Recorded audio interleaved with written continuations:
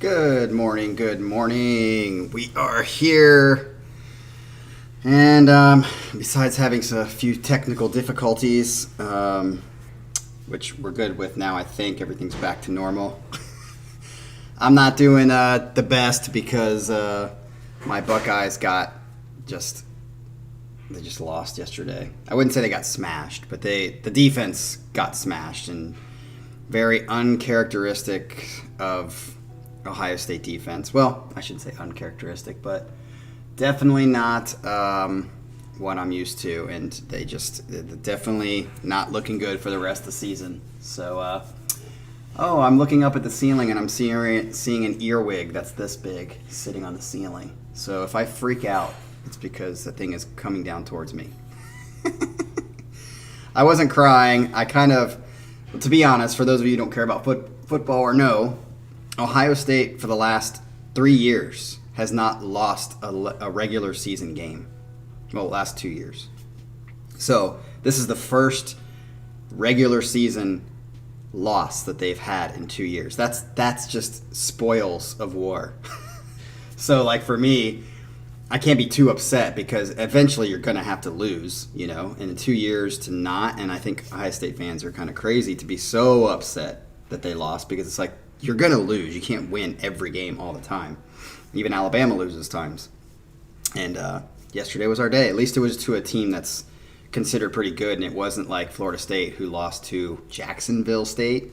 I think it's still not as bad as Shittigan losing to Appalachian State, which I will always love that. So, all right. So, should I kill the earwig? Because it's pretty fucking big, dude. That's the biggest one I've seen in our house.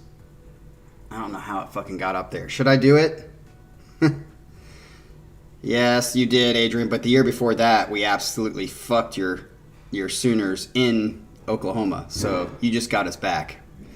All right. So anyway, let's get to this set. We have Jean-Francois, which, by the way, I'm really psyched to see that Sasha has joined us today. It has been a while. Wet Feet, I saw yesterday after I was going through the video again, I did get your request, and it's going to be, I think, next Saturday or something, next Sunday. Let me check, actually. Your song will be next Sunday, so a week from today, September 19th. For those of you who don't know, Wet Feet, or his name is Jordan, has a song for us that he wrote. He has been on here before, and he has had songs on here that he has wrote and shared with us, and he has a new song that he's going to share with us next Sunday at this time. And I'm always pumped to see songs from people that are here actually having us react to their songs. So, Max, you're freaking me out when you keep seeing earwig tacos. The thing is just chilling there on the ceiling. He's not doing anything. Ugh, I do want to kill him, but I don't know how to get up there and kill him. Those suckers are fast, too. So, all right. Today we have Jean-Francois set, and Jean-Francois is got some good sets. He kind of has a specific 4 spot that always has the same band, and we've had some people calling for this band again. So here we go. The first one on this set is The Gathering. The band is named The Gathering. I've never heard of them. And the song is called Travel. So he says, "Hi, Cap. Ready for a new set list? I don't know why, but I am particularly keen on this one that I enjoy taking the time to think through." That's one thing about Jean-Francois is he takes the time to come up with his set list. He really is intricate about how he sets up his set list. He says, still in the same frame of my choices, which if you guys have been on the channel, you'll know what that is, but with some varieties and styles. There is a kind of symmetry with the order of the tracks, similar mood and length between tracks 1 and 5, 2 and 4, and track 3 that could be considered as an intermission. Okay, so remember that.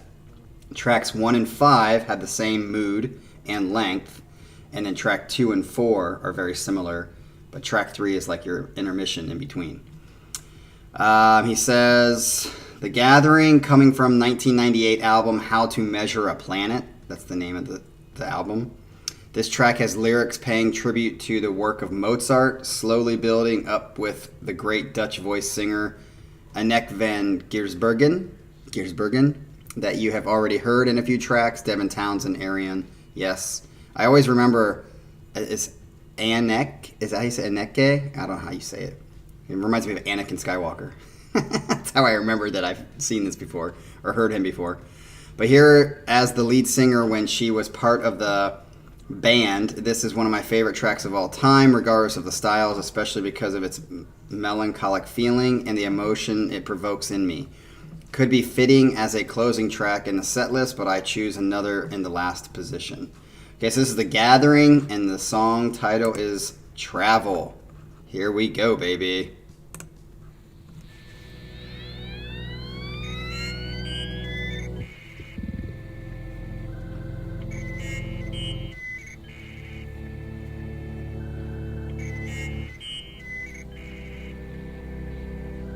Is this a video?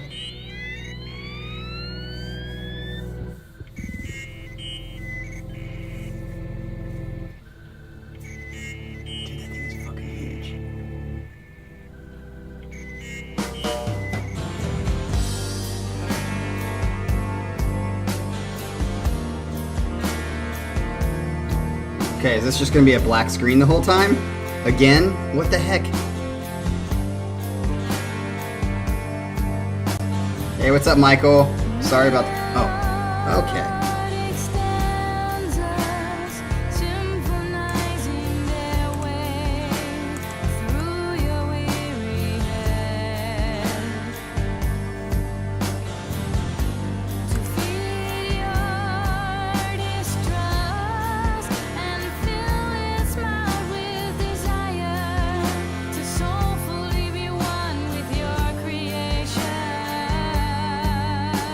Okay, I like the mood so far.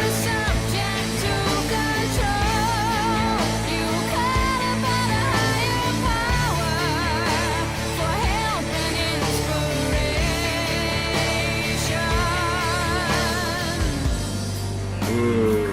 That was like a Pink Floyd kind of go back to transition.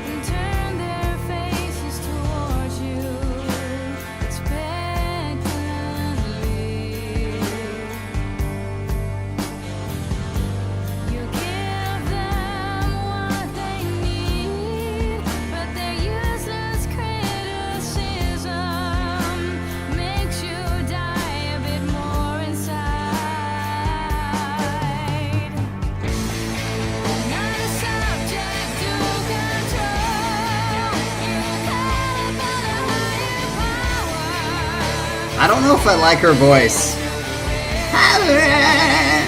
It's like whiny. It sounds very whiny.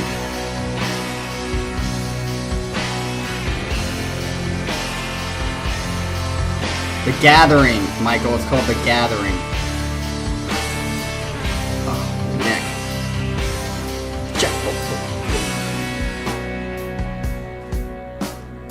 Yeah, totally a Pink Floyd kind of transition here.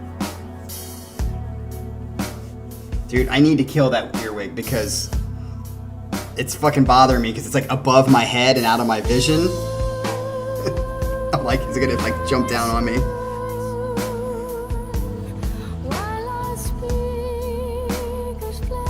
She sounds better here. Yeah, there, no. So I think when she's in head voice, she sounds good.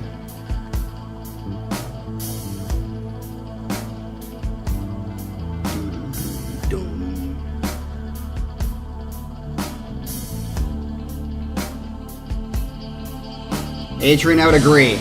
This part, yeah, it sounds a little weird, but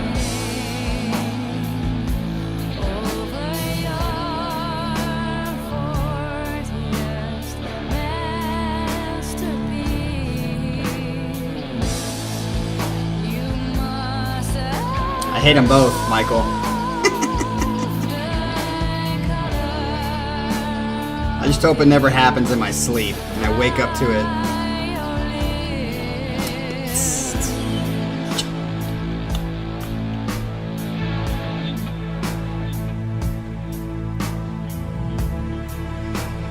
That's what Brun Music Merge. Always Thursday, Saturday morning, Sunday morning, Monday night. Pretty much, except for last weekend.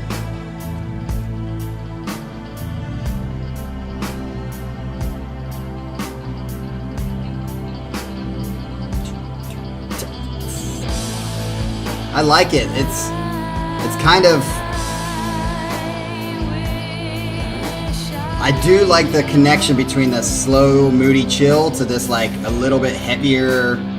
But I do think the heavier part sounds a little weird.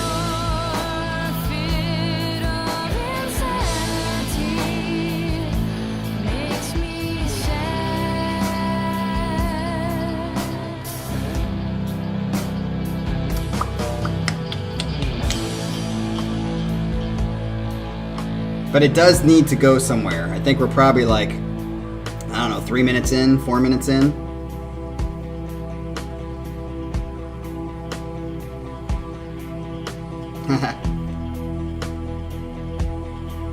I didn't forget to duck. The Buckeyes defense forgot to duck. Dirgy. I like that. It's a good word. Dirgy.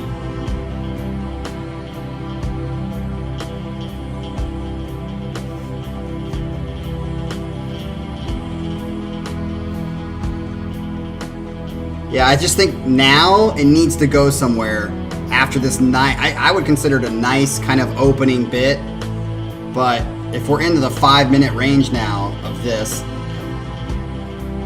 is it going to move somewhere? That's the question.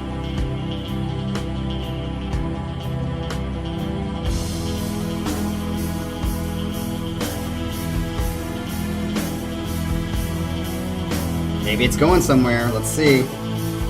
Oh, dude, I gotta kill that after this song. I gotta kill it.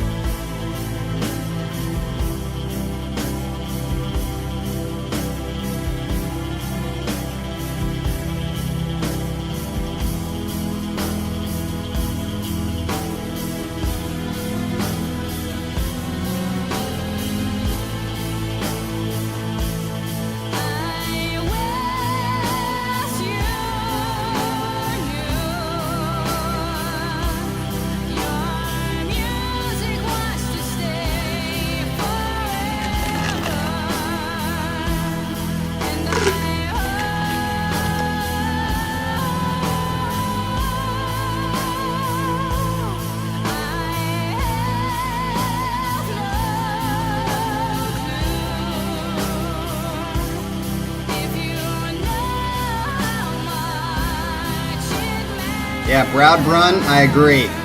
That's a lot of these bands that are not going to be welcomed in that space will try to do songs like that to appeal to a broader audience.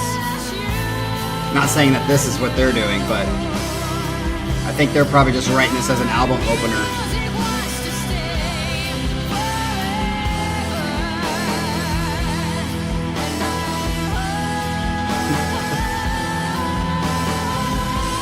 Okay, that was good. We're starting to build a little bit.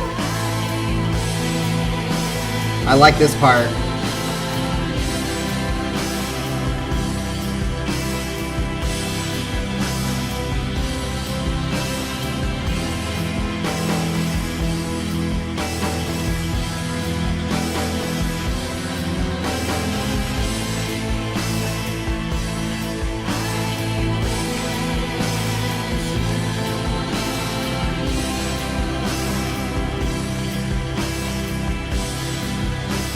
End of the first part? Oh, okay. I misunderstood that.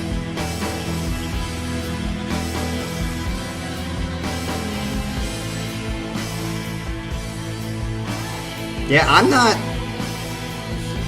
not like disliking this song. I like it. I like the mood. I do wish it would have gone somewhere, but I'm okay with it. A little long for this mood, but this would fit in the context of Tool meandering.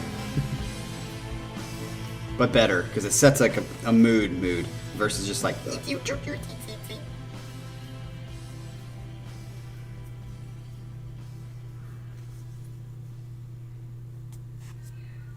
Alright. Yeah, I would say, other than it being a little bit too long, I think that could have been 6 minutes. I think that was probably around 8 minutes. But if it was around 6 minutes or so, then I think that could have been really kind of chill, nice vibe, but it just was kind of a little bit too long. A little bit too long. Alright, so what I'm going to do right now is you guys are going to see me get on this chair and kill this fucking earwig. I wish I could take a picture of it because you can see how big it is. Like, usually earwigs are like that big and they're a little annoying. This one might be the mom because this one's like that big. So, I'm going to turn it off so in case I scream, you don't, like, hear me scream.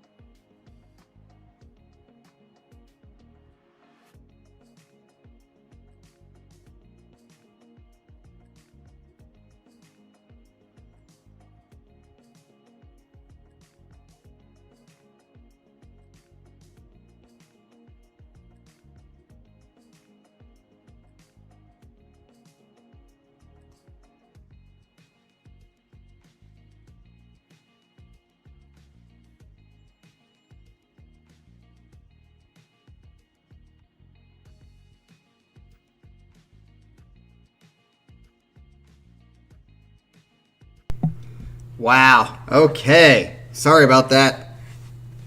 But, that, did you guys see? Oh, you couldn't really see it, but that thing was literally like that big. And it fucking, when I killed it on the ceiling, it fell on my keyboard and got blood and guts all over my keyboard. It's kind of disgusting. They are harmless, but they're disgusting. If you think about it, spiders are pretty harmless as well, but unless it's like a black widow or something and happens to bite you. Okay. Yeah, that would suck if I broke my neck. All right, so let's get on because we're already at 22 minutes. The next song is Vanden Plas, and this is The Black Knight. And he says, is a very consistent band regarding the quality of their works, which we've heard on here before. Although some would say they don't evolve too much in their progressive metal style. This track, coming from 2014 album Chronicles of the Immortals, Netherworld Path 1. Okay, so I'm just going to bitch a little bit.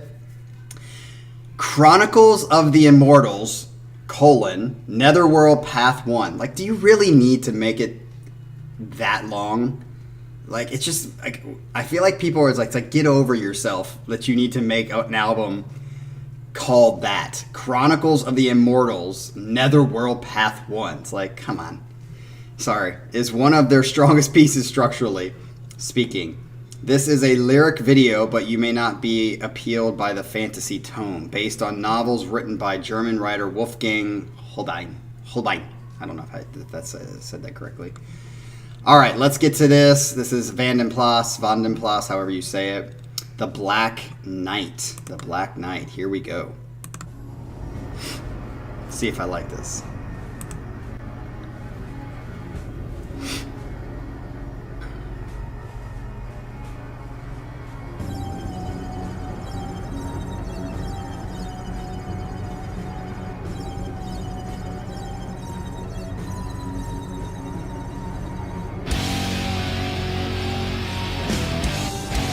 Okay, I like the beginning so far.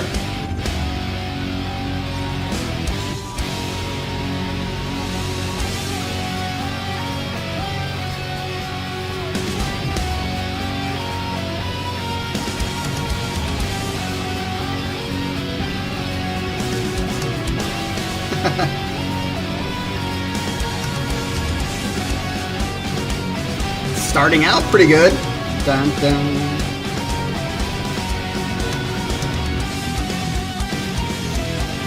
Yes!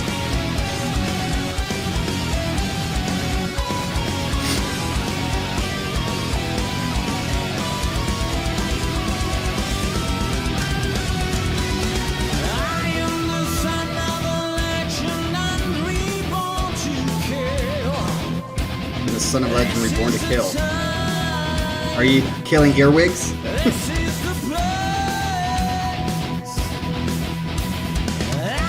This is totally a Colin and Sasha song, kind of.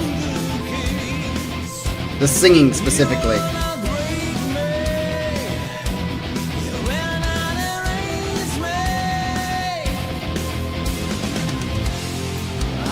Nice break there. It does have a Symphony X feel.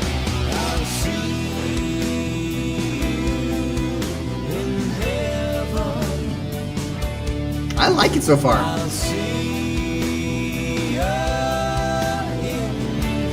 See you in heaven, I'll see you in hell. 1,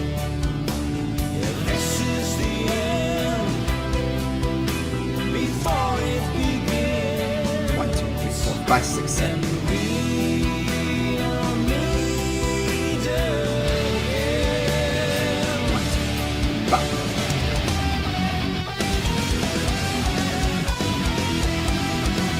Yeah, I like it so far. I don't love it, but I like it.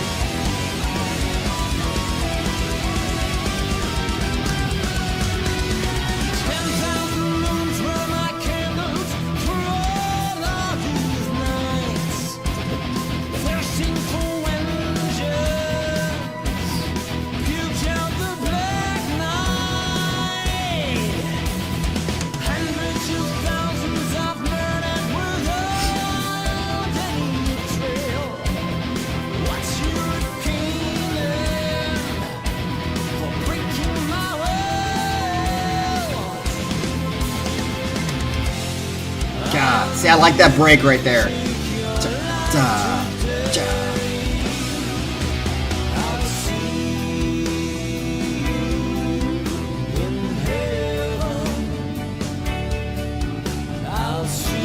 I got something in my eye. I hope it's not his guts.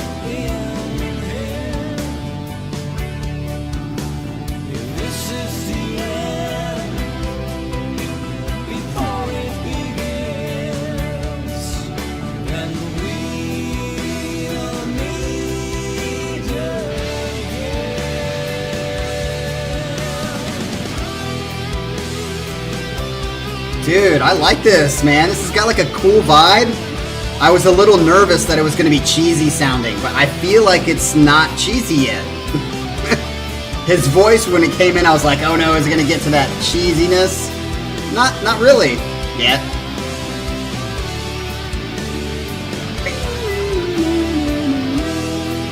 Pretty epic, actually.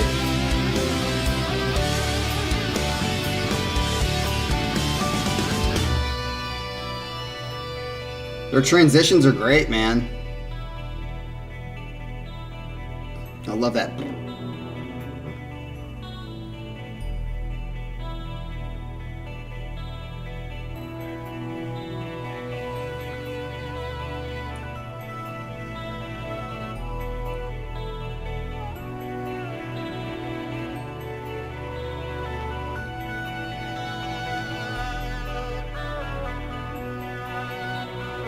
This is really well written. I think if it continues like this is going on a playlist.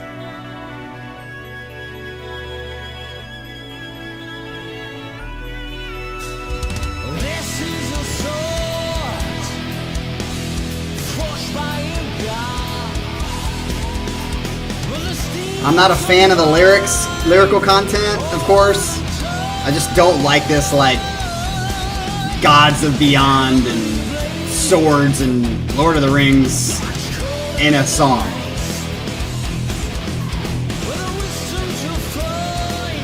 It's one of the reasons, like, I can't get completely into Symphony X, because they have too much of that crap. It's like 90% of their stuff. Lyrically, is what I'm saying.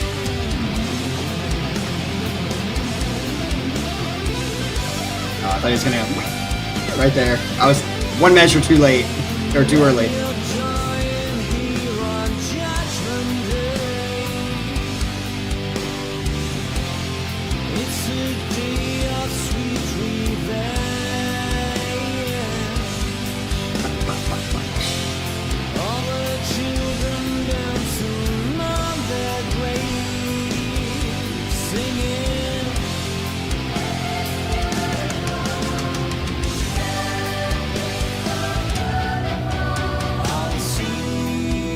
Nice switch there again. I like that little note. I'll see.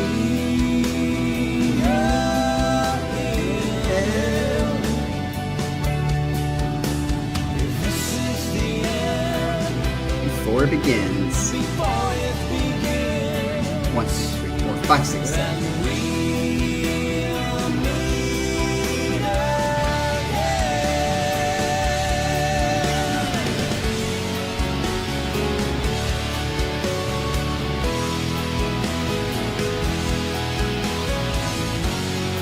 I mean, I think we're like in the 7-minute range now, like maybe 6. It's getting into that longer part of, like, I said after 7 or 8. But I like this song enough that I don't mind that it's going longer. I think this is a good song.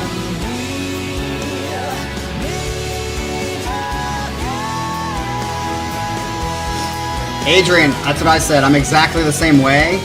Like, lyrics are like 4th on my list of importance. But if you can have good lyrics along with good music, that's the best of the best. It's kind of like, yeah. It's the end.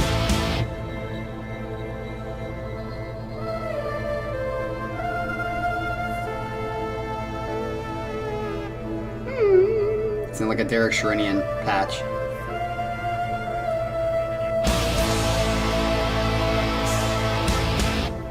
Are we going into another section, or is this the transition into the next song? I am a monster!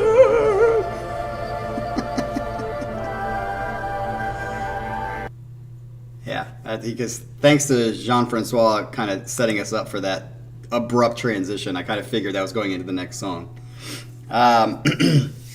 Yeah, so to get back to what Adrian said, and I've said this before on this channel probably 2 or 3 times, but lyrical content to me is like, especially on a first listen, is like so not important. So I don't pay attention to it too much, just a little bit if I can, because I like am paying attention more to the music and what's going on musically.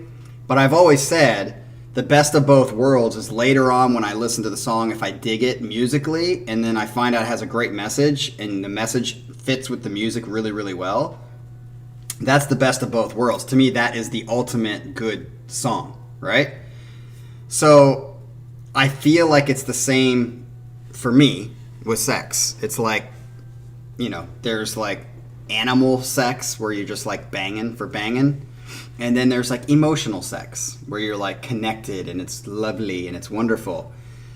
I love just banging sex, animal sex, but if you can have emotional sex, I'm not going to turn down just banging. Banging's great. But if you can have both where it's emotional and banging, then that's the best of both worlds. Great analogy, right? So, yeah, the lyrical content here, I just noticed it again. It's about demons and afterlife and stuff like that, which just doesn't turn me on that much. No pun intended. But, yeah, I like Lord of the Rings, but, like, not in lyrical content. It's just kind of, it's meant to be, like, for books, not for a 10-minute song, in my opinion. I like more practical things, more things that are like about things that you go through day to day. Which, by the way, yesterday's live stream with Leprous, basically it was a Leprous set along with Melina, and that Leprous set was just like that. The last couple of songs were very practical and very connecting as far as like what he was talking about with losing hope and not feeling like you can move on. That's the kind of stuff I like, especially when it goes well with the music. So, yeah. All right. So let's get on to the next one. This is in the third spot, which normally you're changing shit up here, Jean-Francois. Normally you have Opeth in the fourth spot. Right? Or no, is it Haken? I think you always have Haken in the fourth spot. That's my bad. Opeth, and this song is called Goblin. And now remember what Jean-Francois said. Jean. He said 1 and 5 have a similar mood. 2 and 4, and then 3 is an intermission. So this is our intermission, okay? It says, appearing on the 2014 Pale Communion album, this is for once an entirely instrumental track paying tribute to the style of a 70s Italian prog band called Goblin. Interesting. Known for writing the score of horror movies such as, I'm not going to be able to say this, Suspiria, or Dawn of the Dead. So this is Opeth's song Goblin, and it's only 4:32, so it's a pretty short song according to Jean. All right, let's do it. Here we go. Song number 3.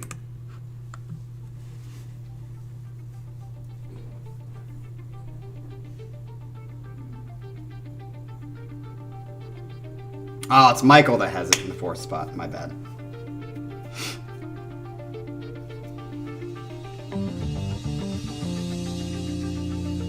Do.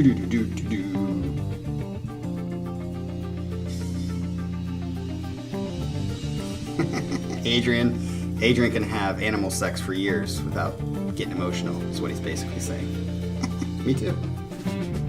Ooh, that snake looks a little freaky. I like the video. Is this gonna get blocked?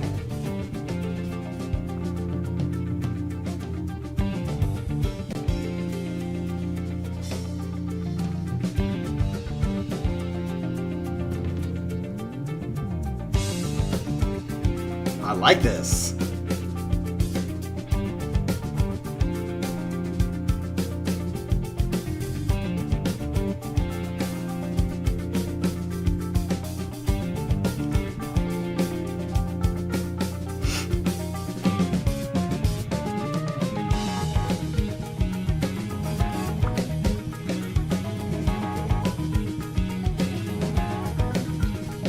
Mirror, that is correct. I'm not saying it has no practicality to it, but a metaphor by definition is indirect. It's an indirect way of saying something. And I'm saying I guess I like the more direct way of saying things.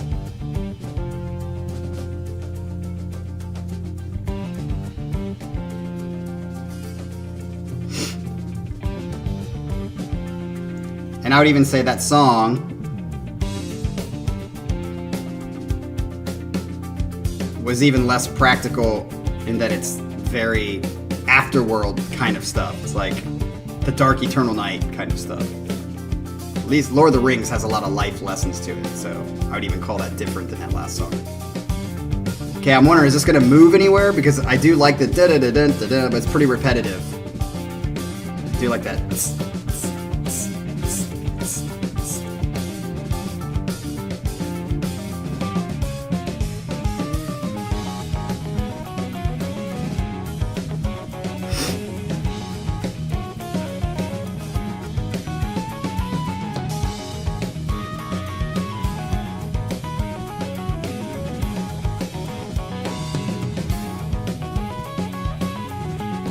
I do like the sound. It sounds like it almost be like the beginning of like Pootie Tang. Pootie Tang or some sort of porn. It's like a porn, 70s porn. Except we don't have any slap bass yet.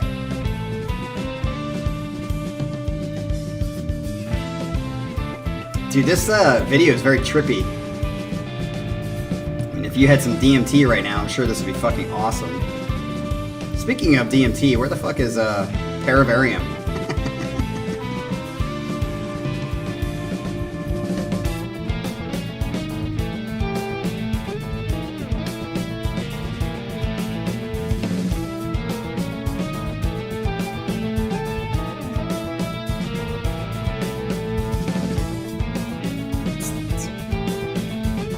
Dude, I like those notes. Do do do do do.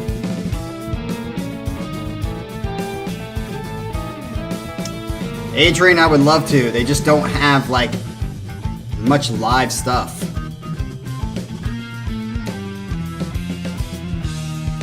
I have to record it myself, like I did on Instagram.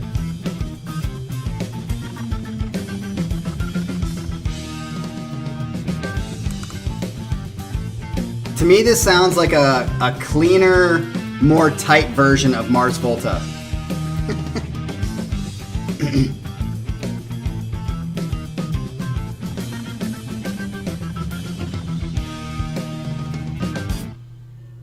Oh, that's a fucking badass ending. I do like that ending. Chicka-bump. Adrian, no, they don't have anything on Spotify that I know of. I'll actually, you know what? I'll look it up right now because I don't think they're on Spotify. Let me check.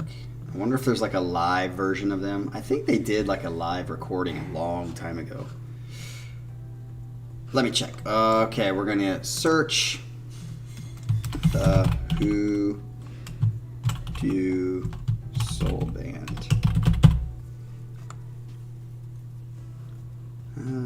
Hoodoo Party. No, I don't see them. They're not on here. Yeah, they're not like that's why I said they've been doing this for, 30 plus years every Sunday, and they just like do it for fun. That's like their gig. They like to do it and they love the music. For the rest of you, he's talking about this band that I go see on Sunday nights here in Columbus. They are literally the best band in Columbus. And they're just, every time I go see them, I like feel like I'm alive again. Just very funky. They pick like even songs that are like Sledgehammer. They play that song, but they play it in kind of like a funky sort of way. They're so damn good. And the singing, and they're so tight because they've been doing it for so long. And all of them are excellent players at their instruments. So, as far as the Opeth song we just heard, I liked it. Would I put it on a playlist? I don't know. It was short enough that I think I could, because I did like the groove and the feel of it. It was kind of repetitive for 4 or 5 minutes, but the fact that it was shorter makes it more palatable for it being repetitive. So yeah, you saw Goblin live, the band, Jeff. You saw the band Goblin live. Does that mean like if it's a tribute to them? Are they not around anymore? Like, I mean, what happened, and how's there a connection to Opeth in that situation? I do like the ending of it, how it went. That's a sweet ending. Very, very sweet ending. All right, next one is Threshold. I've liked the Threshold songs we heard on here so far. a couple of them, I think. Liberty, Complacency, Dependency. What a weird fucking name. Liberty, Complacency, Dependency. Says, I just love the voice of Damian Wilson, who came back in the band and brought his powerful, clean voice during 2 of their albums. This powerful track comes from the 2012 album, March of Progress, and could be said as a banger in some places with heavy riffs. Well, we fucking like that. So let's get to this, baby. Here we go. Threshold.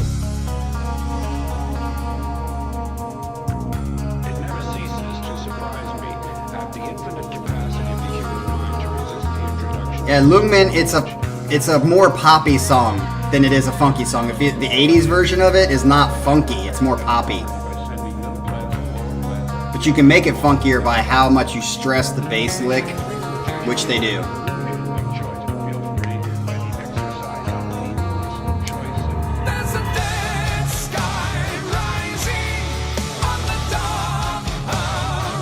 Okay, I like the beginning. But this is such a Colin and Sasha song.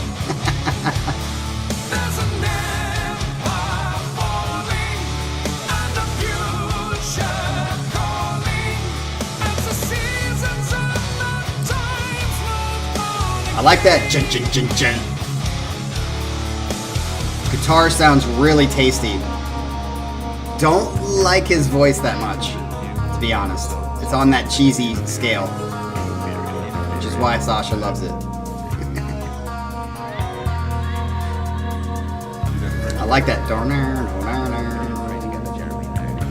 that reverb on it.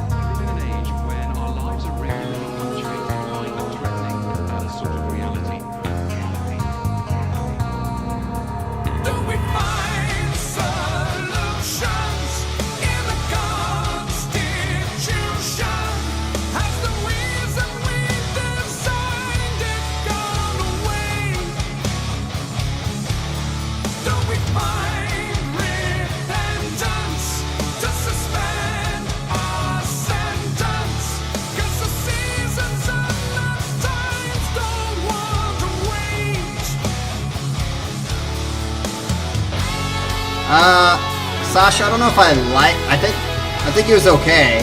And here he's okay. I just think he's on the cheese factor a little bit. I don't know, maybe it's with the music, because Headspace is more heavy for sure. At least, no, it's not. It's kind of like this. I take that back.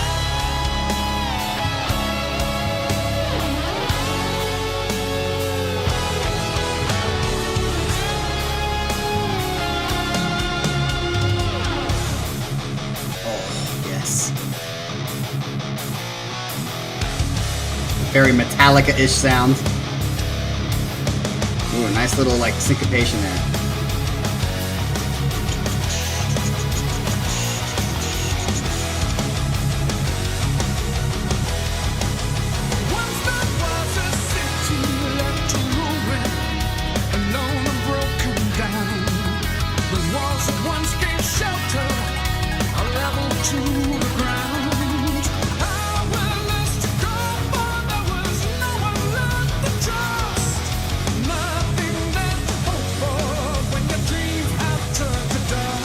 I think what it is when he sings like this, it sounds good, but when he holds notes, I hear more of that kind of feel.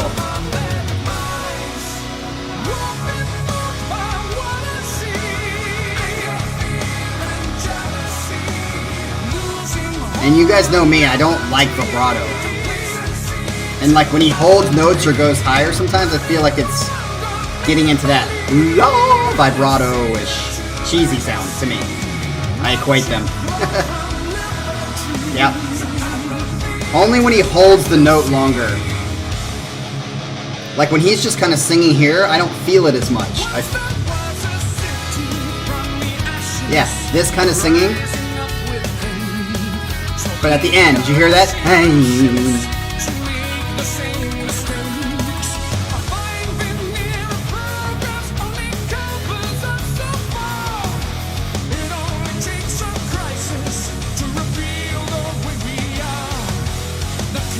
Mirror, that's great, man. That's what this channel's for. When he sings like this, I like it.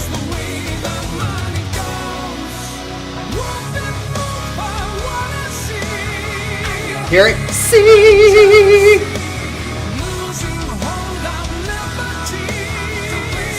I don't like that aspect of him, is what I should say, to clarify. When he's singing straight, I don't mind it. Like, I like it, but...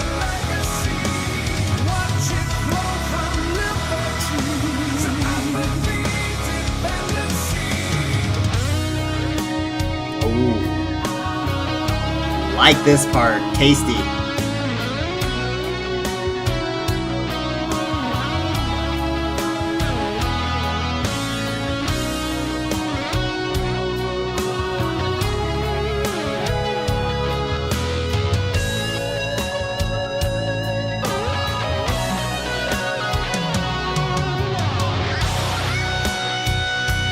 So it sounds like this singer... Well, wait a minute. I want to hear this.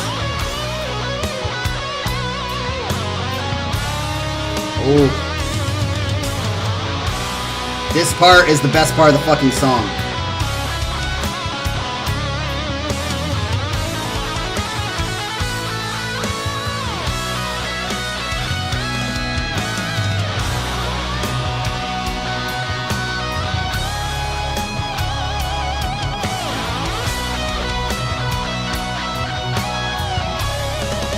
Adrian, I think it was John Feedy.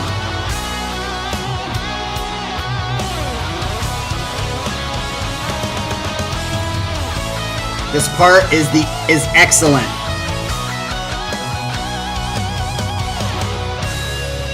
That was the best part of the song. The mood, everything, and then a good transition back into this heavy part. Fuck yeah.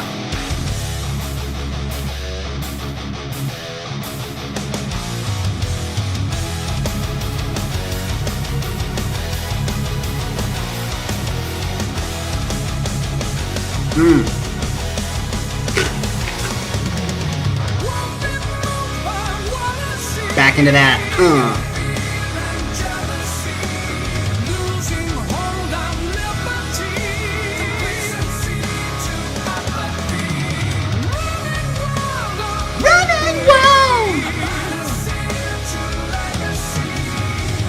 I think maybe also I don't like the brightness. The brightness. Nice to see you, JBB. Just so you know, I saw your wobbly vibrato comment. I don't also like the brightness, the like the in front I just, yeah. Which is why I love Sir Russell so much, because he's more back and deep and gritty.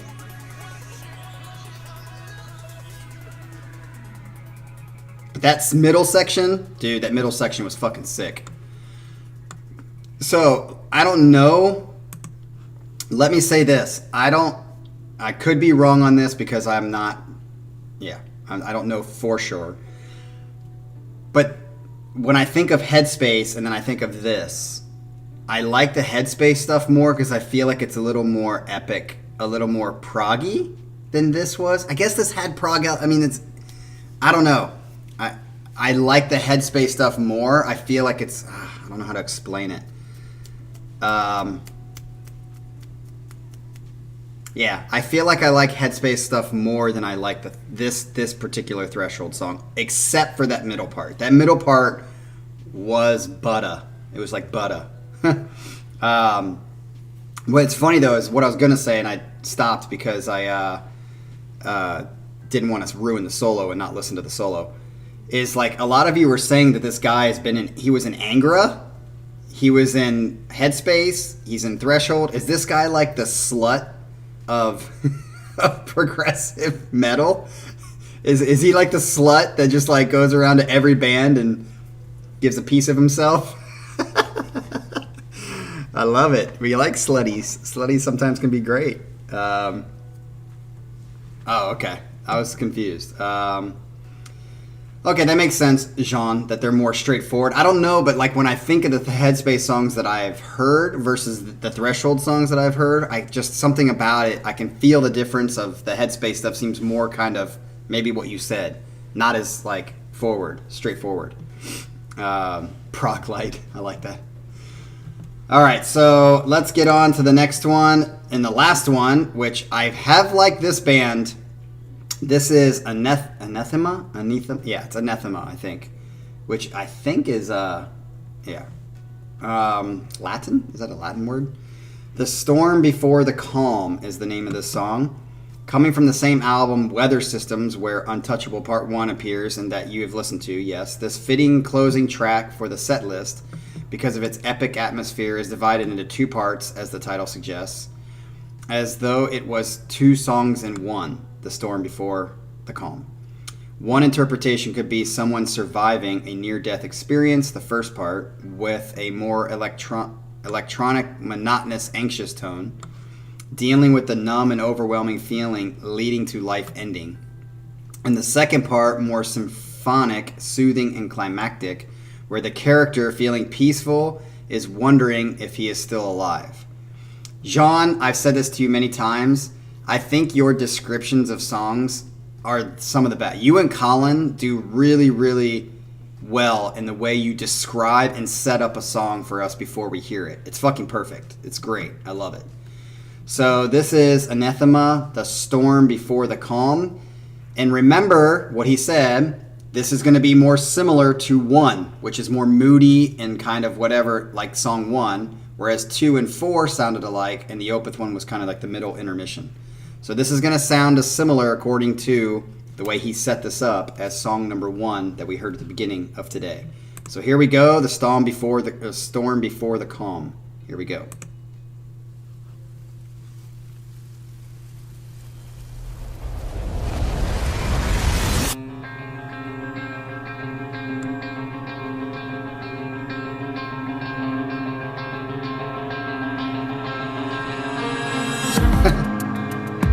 Ooh, I like this. There's never. JBB, I agree with you. Doesn't mean I still like the sound of it though. But yes, I see why they do that.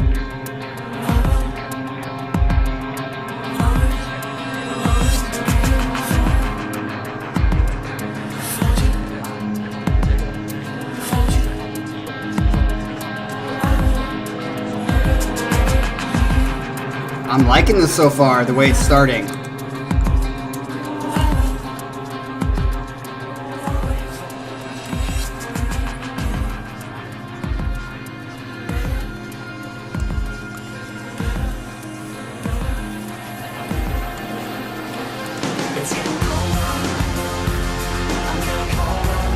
It's getting colder? I think that's what he's saying.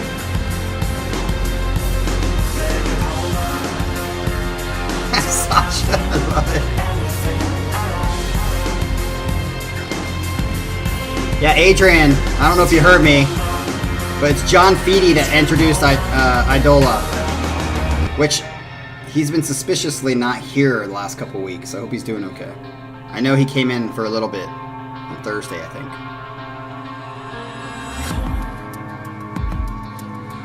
I like this intro so far. Sasha's not a fan. What don't you like about it, Sasha?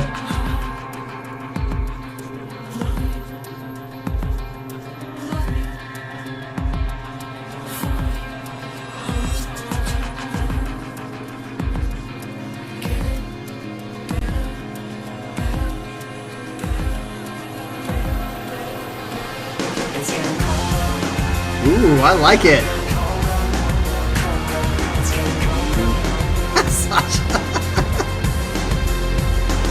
Yes, John, I like that. Hypnotic. It's very hypnotic. I love it. This song is polarizing the chat.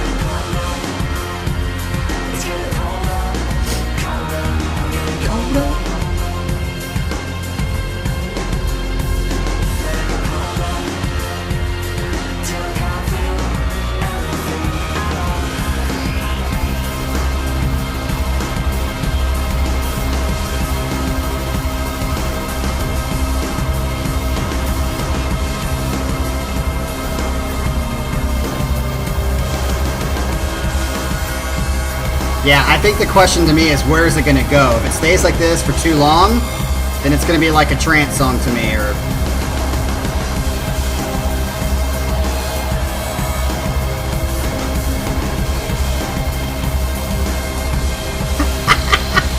Mirror.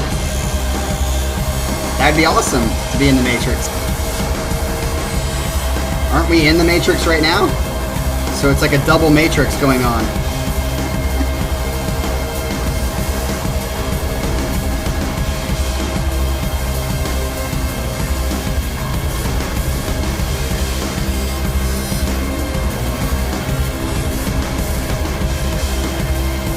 Okay, it does need to move somewhere. Come on. Switch, switch.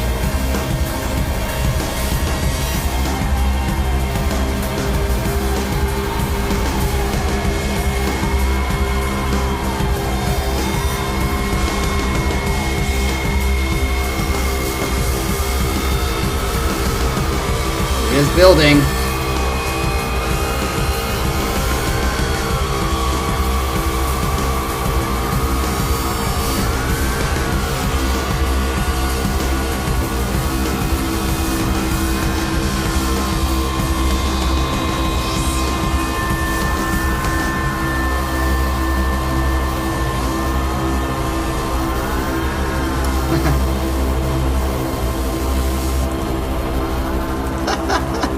Mirror, where do you live, Mirror? Are you like West Coast, East Coast, Midwest? Maybe we can make that beer happen. Especially if you're near Oklahoma, you can see Adrian. And that beer is going to happen before we all see Lepers together, live.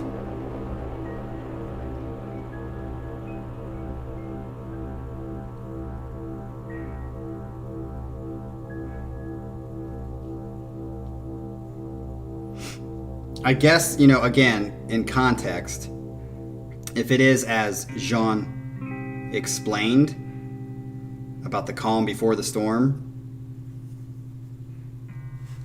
but again, we're coming from a first listen that doesn't know that. Canada? Canada? Like Toronto? If you're near Toronto, we're only like 5 miles or 5 hours apart.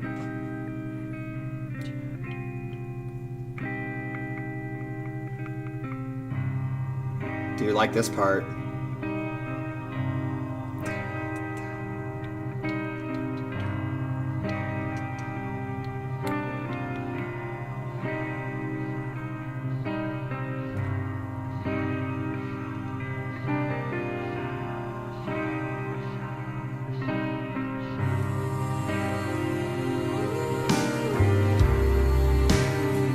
Dude, this part's soothing.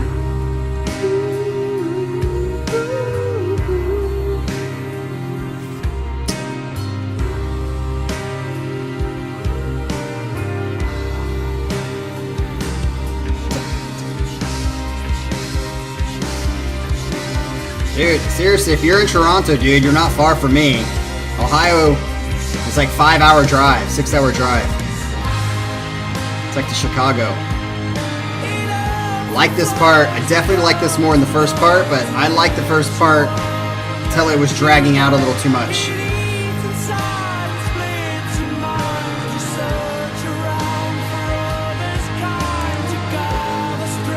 Oh yeah, you're right. Sorry, JBB. It says the storm before the calm.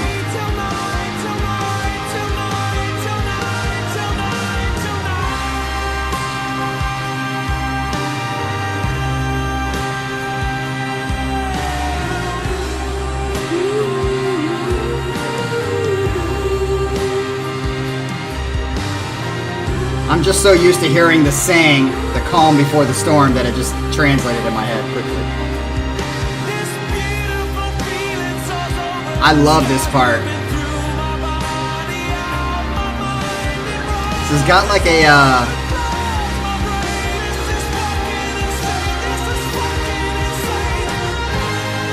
yes.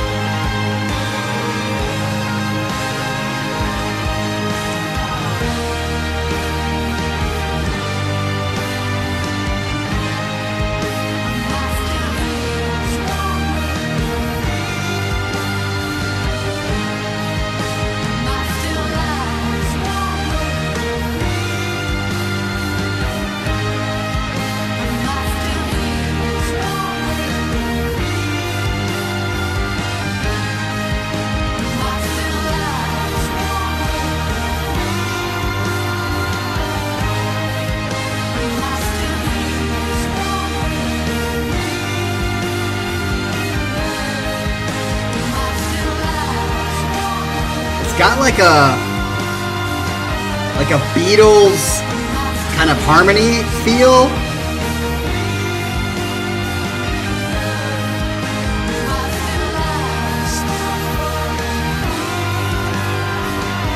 Like that. It's very Beatles to me.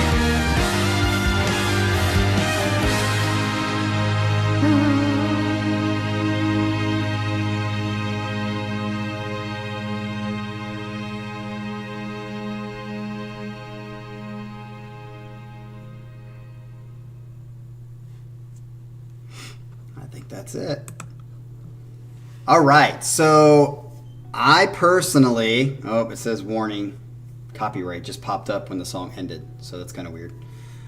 I like the beginning part of that song. It just drug out too long, I think. I understand what they were going for, you know, the whole storm before the calm thing. I get it, but like I felt like the storm was too long.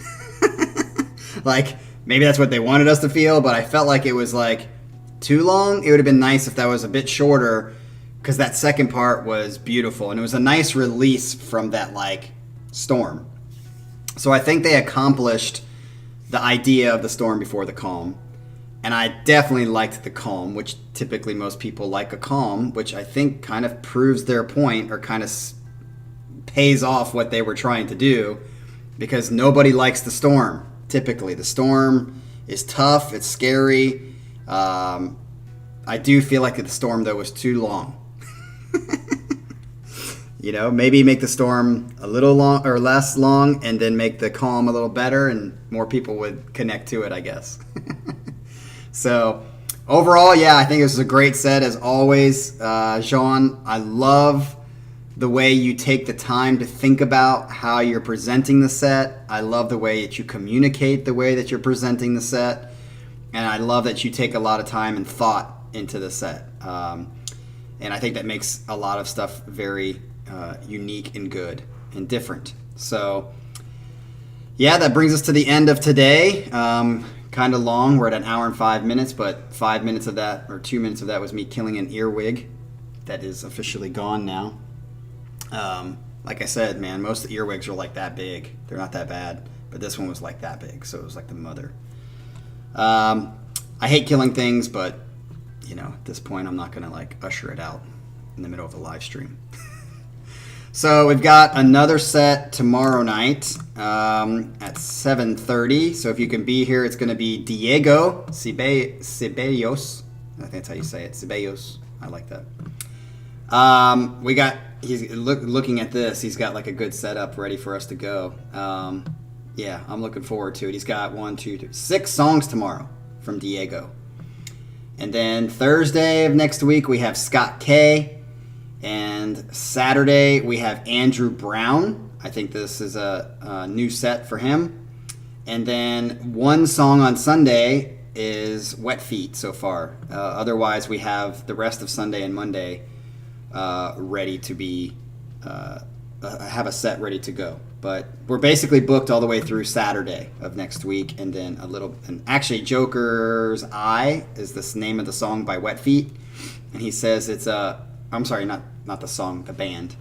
The song is called Sleep Deprived. I think I remember him saying it's like a long song, so I don't know how long. It could be 20 minutes. If it's 20 minutes, then that'll probably take up a good part of that set. But anyway, we're ready to go. We're booked. We're back on site. And we will see you guys here tomorrow night for Diego's set. I'm looking forward to it. So until then, hope you guys have a great Sunday. And unfortunately, we have to go back to work tomorrow. But Halloween is coming, which is the best fucking holiday of the year. And I'm looking forward to it in a month. So, all right, you guys, have a good one. Ceballos. Okay. Yeah, Ceballos. It's an E. It's not an A. So that's why I thought it was Ceballos. I think it's Ceballos. Because it's, yeah, anyway. He'll tell us when he's in the set tomorrow. Peace out, y'all. Have a good one.